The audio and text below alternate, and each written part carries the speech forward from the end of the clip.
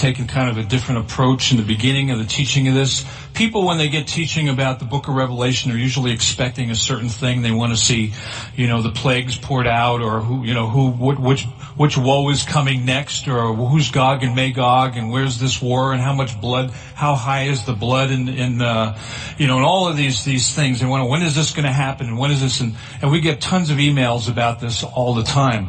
But the approach is a little bit different, how Pastor Mark has taken this, and he laid the foundation of it from the teaching on the feasts, because the feasts are threaded out, quite frankly, through the book of Revelation and dictate the events, some of those events.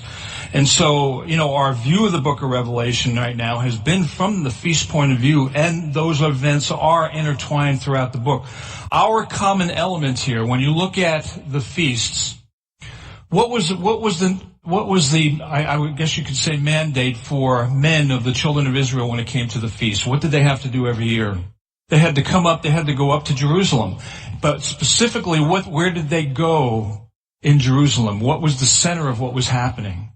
The temple. The Temple Mount is where everything was happening.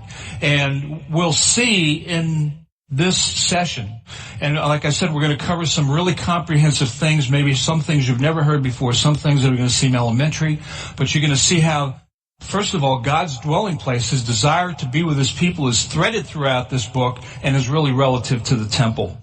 All of the temples that are mentioned in the Word, which includes the tabernacles, are actually an image of the heavenly temple, which was, obviously was started in Exodus in 25. The last temple that's mentioned, of course, is in Ezekiel, and then in Revelation 21. We'll talk about that. But the key thing about the temple is that it's associated with the priesthood and the feasts, the services, and all of the implements that are involved. So if you have a little bit of a handle on the feasts and what transpires in those different feasts, Lord himself is represented as the temple of the New Jerusalem, because that's in Revelation 21:22. And it says, "And I saw no temple therein," talking about the New Jerusalem. "I saw no temple therein, for the Lord God Almighty and the Lamb are the temple of it."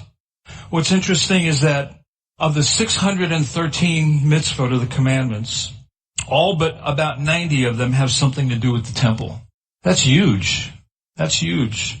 And the temple all has something to do with service to God.